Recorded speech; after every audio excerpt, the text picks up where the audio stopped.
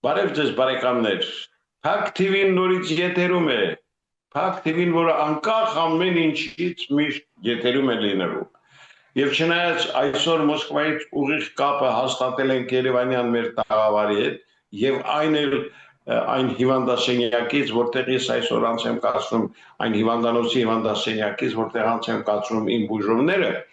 եւ պետք է ասեմ, որ դա չի խանգարում, որ մենք մեր ուղիղ կապը Երևանի հետ պահենք։ Եվ իհարկե շատ ուրախ եմ, որ հատկապես մեր ծրագրի մշտական բարեկամներն ու հավատալիք ընկերները միշտ մեր կողքին են եւ դրա համար անչափ շնորհակալ եմ։ Իսկ այսօր նրանցից մեկը նորից Երևանյան տաղավարում է։ Խոսքս հայ կառուցողական կուսակցության նախագահ մեր հայտնի քաղաքագետներից մեկի Անդրեաս Ղուկասյանի մասին է։ Բարև ձեզ, պարոն Ղուկասյան։ Բարև ձեզ, Համլետ։ Հայ-թուրքական սահմանի բացման ֆոնին իհարկե շատ հետաքրքիր զարգացումներ կան, բայց ամենահանջարեղը երևի այն է, որ Հայաստանի Հանրապետության կառավարությունը որոշում է ընդունել, որ 2025 թվականի նոյեմբերի 1-ից սահմանի անցակետում այն կնիքները, որ կդրվեն սահմանահատողների անձնագրերում, այդ կնիքների վրա այլևս չի լինի Արարատ լեռան պատկերը։ Սա ինչ է, Փաշինյանի իշխանության հերթական հայտնագործությունն է։ Հավանաբար ժամկետը նոյեմբերի 1 վկայում է, որ մինչ այդ պետք է բացվի կամ ինչ-որ մի էական փոփոխություն տեղի ունենա հայ-թուրքական սահմանի աշխատելու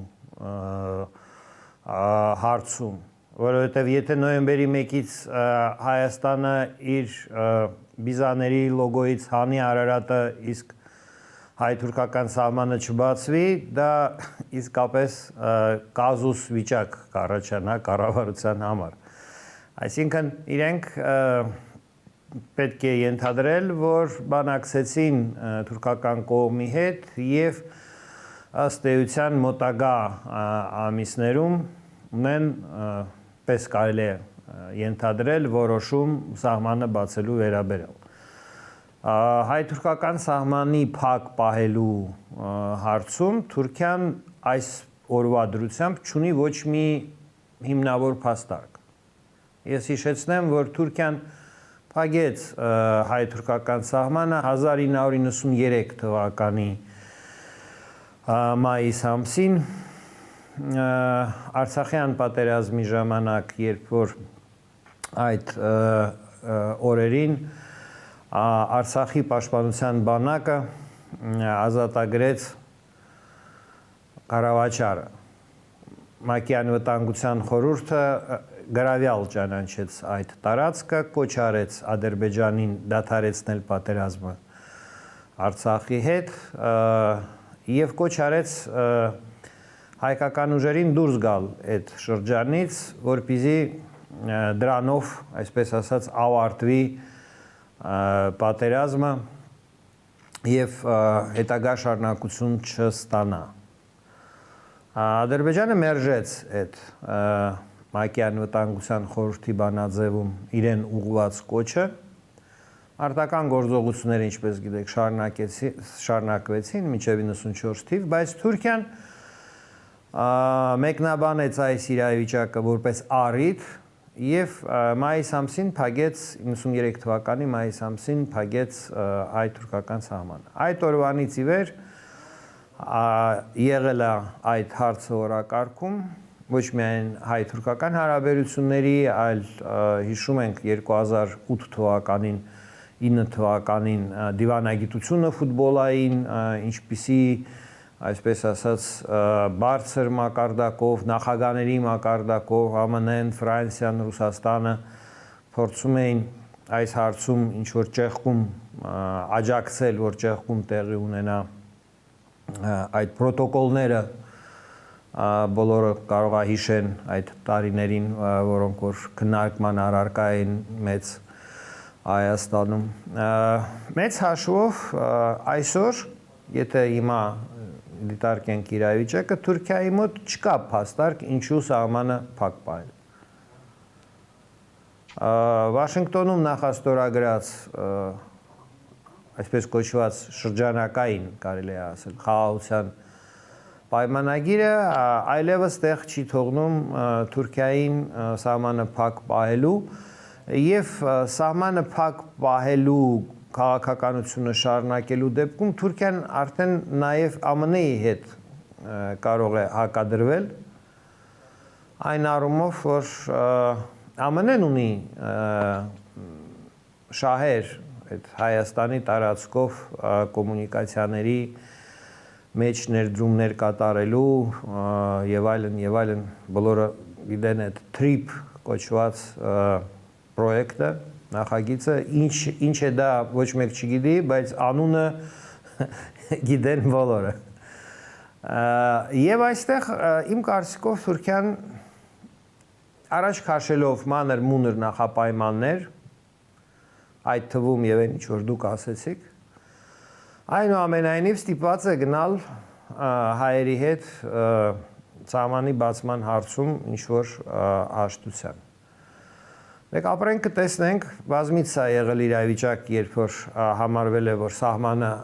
հեսա բացվելու է արդեն ինչ որ բան բայց հետո դա այդպես չի եղել Դրա համար համարենք որ նոյեմբերի 1-ը դա այն ժամկետն է տրամաբանորեն մինչև երբ պիտի սահմանը բացվի եթե սահմանը չբացվի նոյեմբերի 1-ի դրությամբ ապա իսկապես Նիկոլ Փաշինյանը եւ իր կառավարությունը կհայտնվեն ծիծաղալի իրավիճակում, որովհետեւ կստացվի, որ իրենք լոգոն փոխեցին, բայց դիմացը ոչ մի բան չստացան։ Իրենց պարագայում դա կրկնվող իրավիճակ է, Համլետ բազմաթիվ անգամ է եղել, որ իրենց այդպես այսպես ասած գցել են ժողովրդական լեզվով հիմա տեսնենք ինչպես կլինի Հայաստանը թեպետ եւ հայ-թուրքական սահմանի բացումը կարևոր իրադարձություն կարող է լինել բայց պատրաստ չի դրան ոչ քաղաքական առումով ոչ հոգեբանորեն ինչ է դա նշանակում եւ պետական քարոզչությունը նույնպես այդ հարցը մեծ հաշվով շրջանցում է, դա վկայում է, որ վստահություն չկա, որ սահմանը իսկապես կբացվի, կա գործընթաց, այսպես ֆիքսենք։ Բայց ինչ է դա տնտեսության համար, ինչ է դա երկրի համար, ինչ հետևանքներ է ստեղծում, այդպիսի քննարկում մասնագիտական շրջանակներում, քաղաքական շրջանակներում ես չեմ հանդիպել։ Թեպետ Կառավարության ինչպես ասացի այդ որոշումից բխում է որ մնաց մինչև այդ իրադարձությունը մի 50-60 օր։ Սա տարօրինակ վիճակ է։ Նման չի բնականon այսպես ասած զարգացման ընթացքին երկու պետությունների միջև հարաբերությունները կարգավորել։ Իսկ դա առաջացնում է բոլորիս մոտ անվստահություն որովհետև երբ որ կառավարությունը բաց չի, թափանցիկ չի, մաքուր չի, մարդիկ սկսում են վատ բաներ մտածել կառավարության մասին, վարչապետի մասին, եւ իհարկե առաջանում է այդ արդեն ամրապնդվում է ավելի եւ ավելի այդ պիտակը, որ Փաշինյանը հանձնում է ազգային բոլոր, այսպես ասած, դիրքերը սկսած սիմվոլիզմից, Արարատից եւ այլն ու դա պարզապես նորություն չի եւ վերջացրած այլ ավելի լուրջ, ավելի կարեւոր միջազգային ճանաչված իրավունքներով, ինչպիսին է օրինակ Արցախի ժողովրդի ինքնորոշման իրավունքը։ Այդ ամենը նորություն չի բոլորիս համար եւ երբ որ այսպիսի առիթներ լինում են Շատերի մոտ է ցավ առաջացնում ունենալ երկրում ղեկավար, որը որ տանում է երկիրը այսպես պարտության ճանապարհով անընդհատ, դա հոգեբանորեն ծանր վիճակ է։ Պարոն Ղուկասյան, դե խաղաղության համաձայնագրի մասին շարունակում են շատ խոսել, կարծիքները տարբեր են, հետաքրքիր է, որ ադրբեջանական կողմի պատասխանատուները հերթական անգամ հայտարարեցին, որ այդ համաձայնագիրը ամենայն հավանականությամբ կստորագրվի 2026-ի առաջին կեսին։ Սա ինչ է, ընտրություններից առաջ հերթական նվերն է Փաշինյանի իշխանության Ադրբեջանի կողմից։ Մի կողմից հա, մյուս կողմից դա նաև կարող է ինչ-որ միջպետական, այսպես ասած, գրաֆիկի հետ կապված լինի, նայած ինչ իրադարձությունների, այսպես ասած, պրոգնոզ կա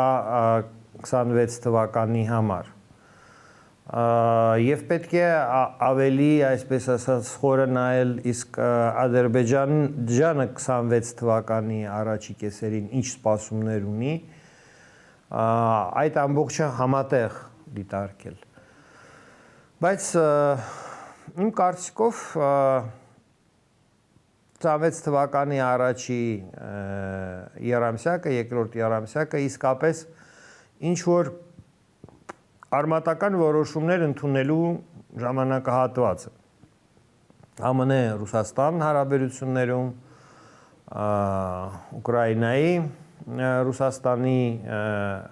հարաբերություններում, այդ ռուսական ագրեսիայի, այսպես ասած, դադարեցման հարցում, մի շարք կարևոր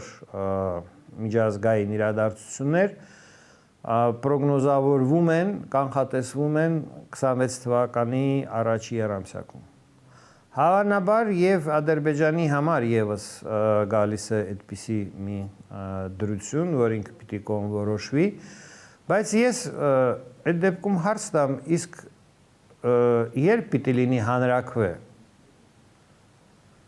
Մենք հիշում ենք, որ Իլհամ Ալիևը բազմաթիվ անգամ ասում էր, որ Հայաստանի սահմանադրության փոփոխության դեպքում կարող է այդ խաղաղության պայմանագիրը ստորագրվել։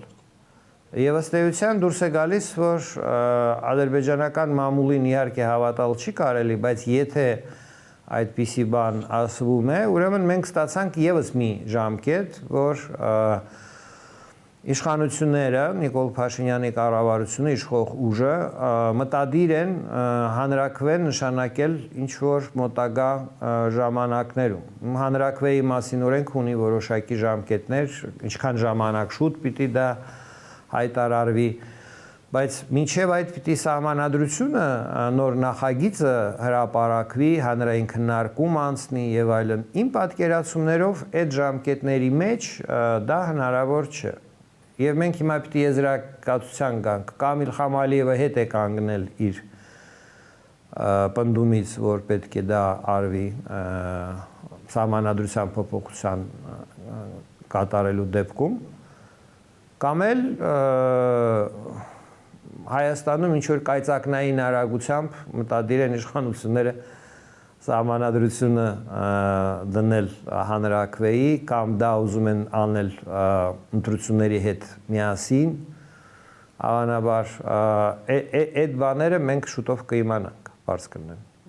որովհետև սահմանադրության նոր նախագիծը ըստ վերջի հրապարակումների եւ հայտարարությունների իշխանավոր այդ ներկայացուցիչների մինչեւ տարվա վերջ պետք է պատրաստվեր։ Մենք արդեն մոտենում ենք տարվա վերջին, ուստի տեսնենք այդ մի պայմանը Ադրբեջանի ինչպես կատարման ընթացքի որ փուլում է գտնվում։ Մենք արդեն բազմիցս նշել ենք այն մասին, որ վերջին շրջանում բավականին սրվել են հայ-ռուսական հարաբերությունները։ Դե չեմ խոսում Պուտին-Ալիև այդ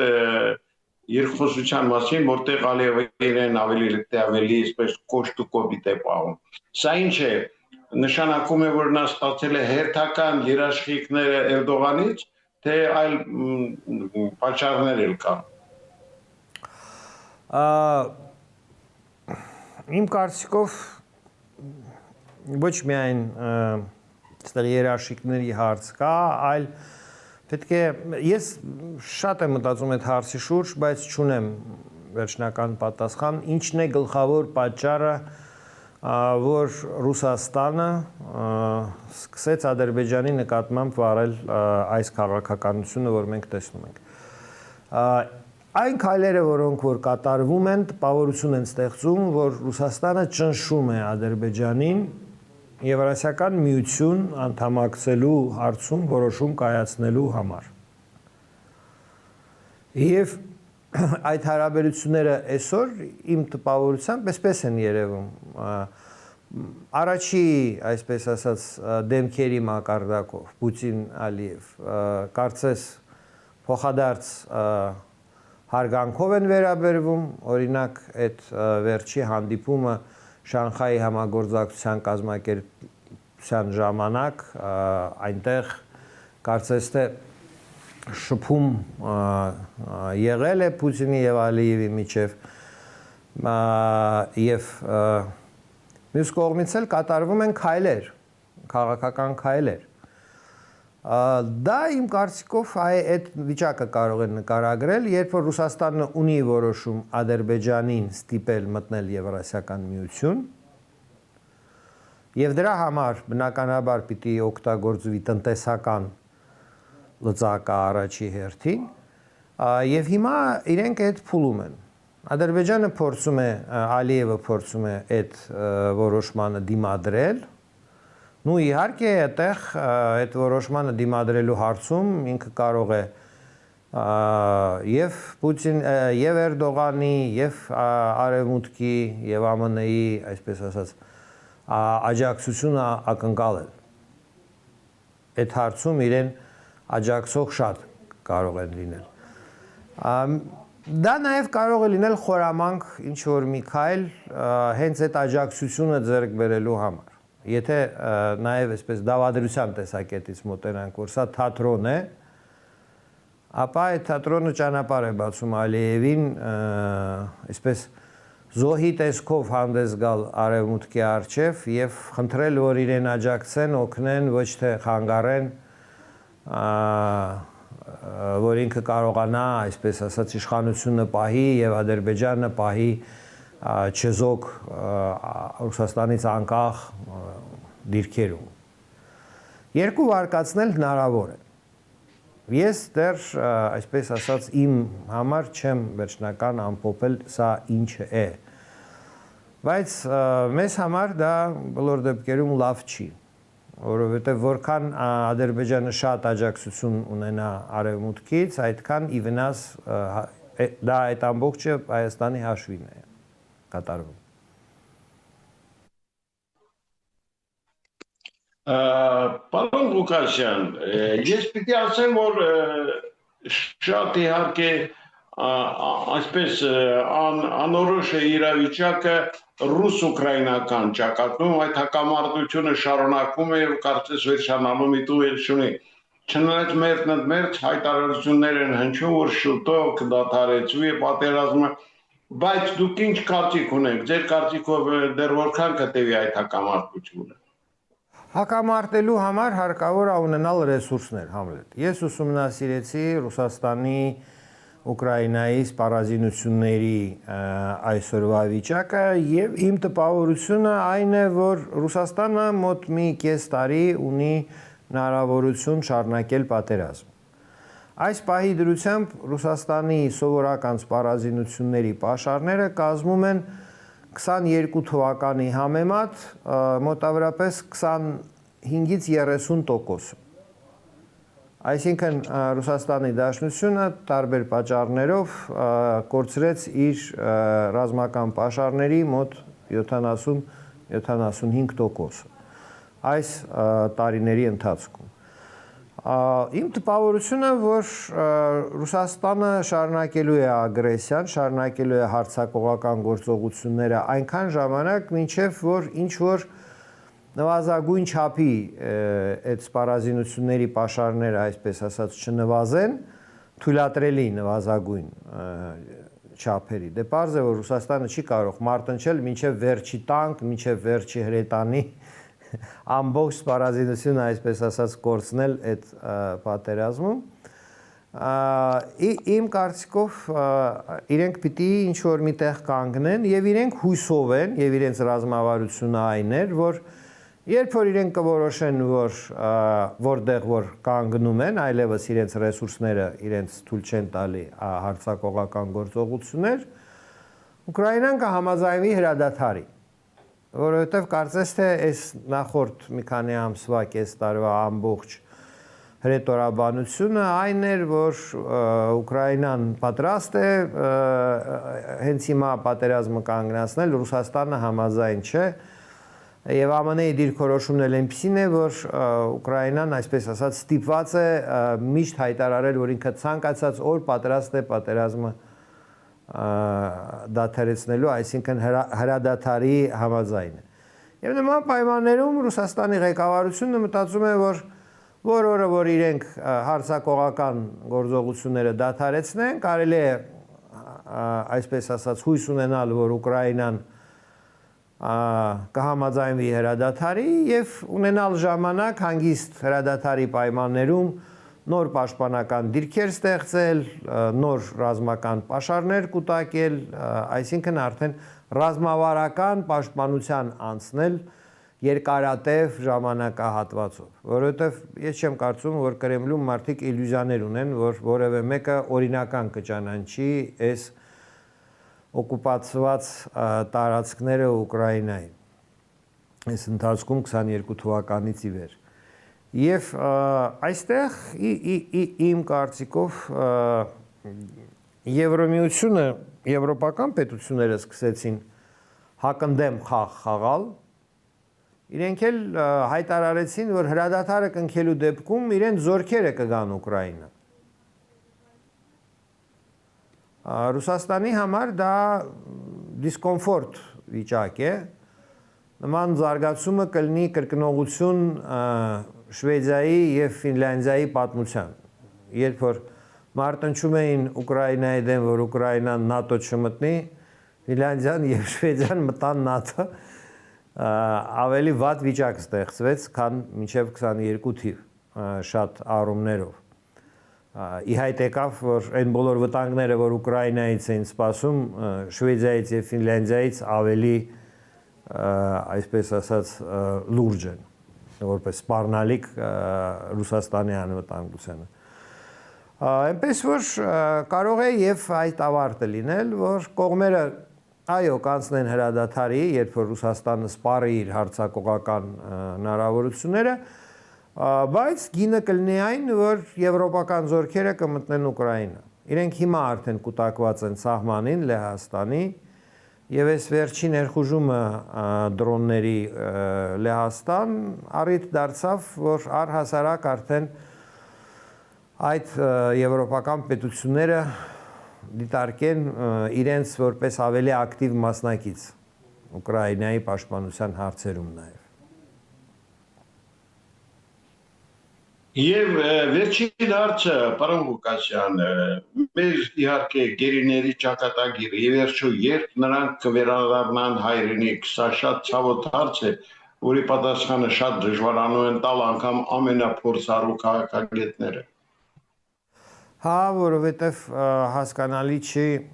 Ռուսաստանի Դաշնության դիրքորոշումը։ Մեր գերիների համենայն դեպս քաղաքական ներկայացուցիչները, Արցախի վերնախավը, Ռուսաստանի Դաշնության հավատարիմ գործընկերներն են։ Եվ Ռուսաստանի Դաշնությունը մեծ լծակներ ունի իրենց ազատելու հարցում։ Իհարկե հիմա տեսնում ենք, որ Ռուսաստան-Ադրբեջան հարաբերությունները այն փուլում չեն, բայց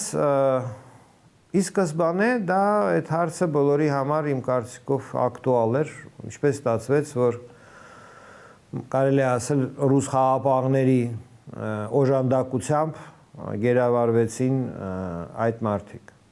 Նկատի ունեմ քաղաքական ղեկավարությունը Արցախի, եւ ինչու Ռուսաստանը, այսպես ասած, դիստանցիա վերցրեց եւ ձեռները լված այդ մարդկանց աջակցելու հարցում։ Նու կա վարկած, դա պես դավադրության ես կդասեի տեսության, բայց այդ վարկածը ինձ համար հավանականություն, բարձր հավանականության այնուամենայնիվ փաստարկներ ունի հիմքում դրված։ Բանն այն է, որ Ալիևը ակնկալում էր եւ նախագծում էր եւ ռուսական կողմը նույնպես դա նախագծում էին եւ ակնկալում էին, որ Արցախի պաշտպանության բանակը զինաթափելուց հետո մոտ մի 20,000 կամ 10,000 հայ կմնա Արցախում։ եւ այդ մարդիկ կընդունեն Ադրբեջանի քաղաքացիությունը, կստանան ինչ-որ դրամաշնորհներ, վարկեր, ինչը հնարավորություն կտա ասել, որ ահա տեսեք, այս մարդիկ կոնորոշվեցին, իրենք, այսպես ասած, ընդունեցին Ադրբեջանի ինքնիշխանությունը, հրաժարվեցին ինքնորոշման իրավունքից եւ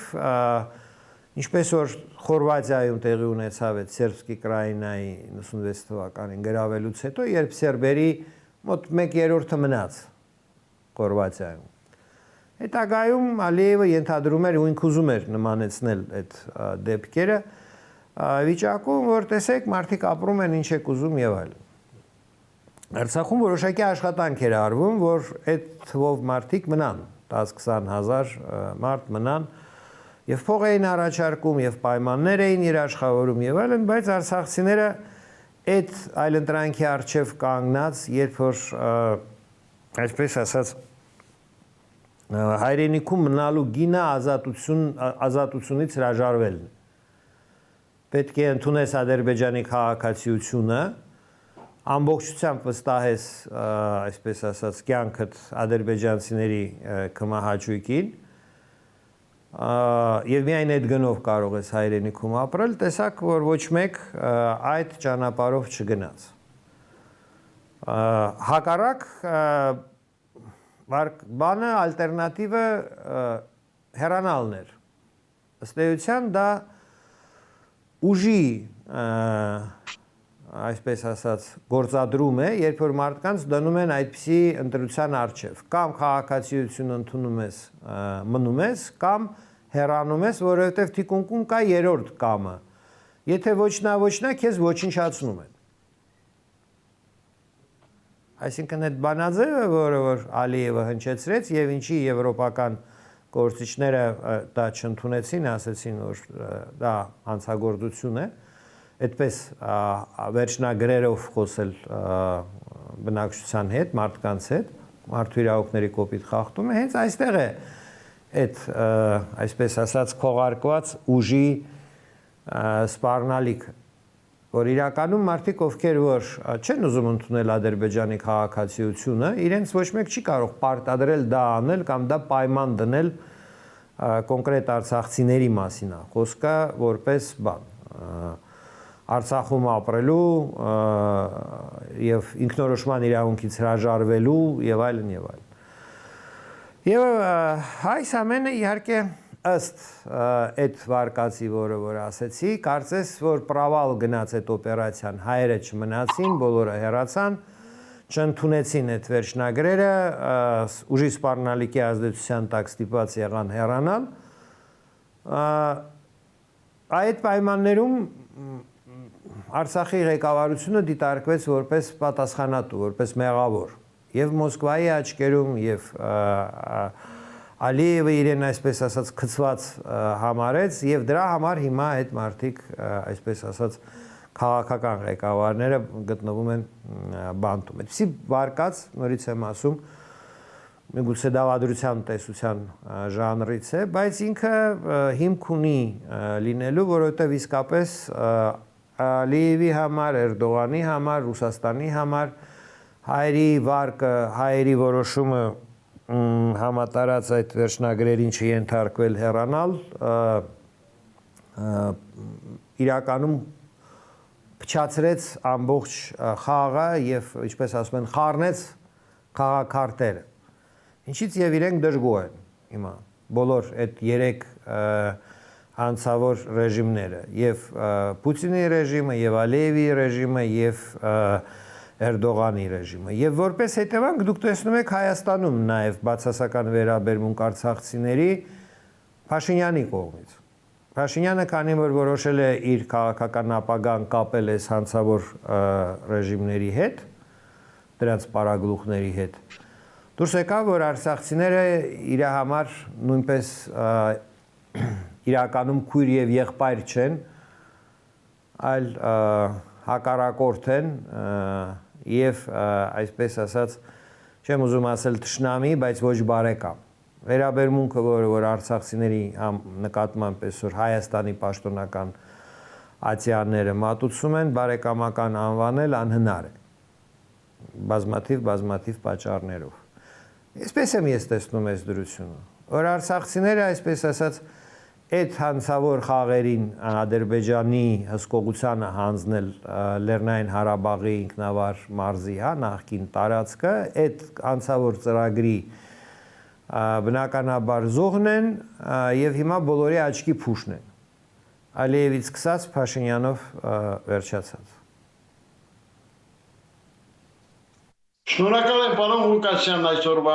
հերթական կապի համար, շատ ուրախ եմ, որ մենք բարեկամությունը շարունակվում է, սիրելի բարեկամներ, հիշեցնեմ, որ մեր հյուրը հայ կառուցողական կուսակցության նախագահ քաղաքագետ Անդրեաս Ղուկասյանն է, իսկ Փակ TV-ն շարունակելու է աշխատել ձեզ համար անկախ ամեն ինչից, թե այսօր որտեղ են ես գտնվում, կապը մենք պահելու ենք Երևանի հետ եւ մեր հյուրերը շարունակելու են գալ Փակ TV-ի տաղավար։ Այսօր այսքանը, ցտեսություն։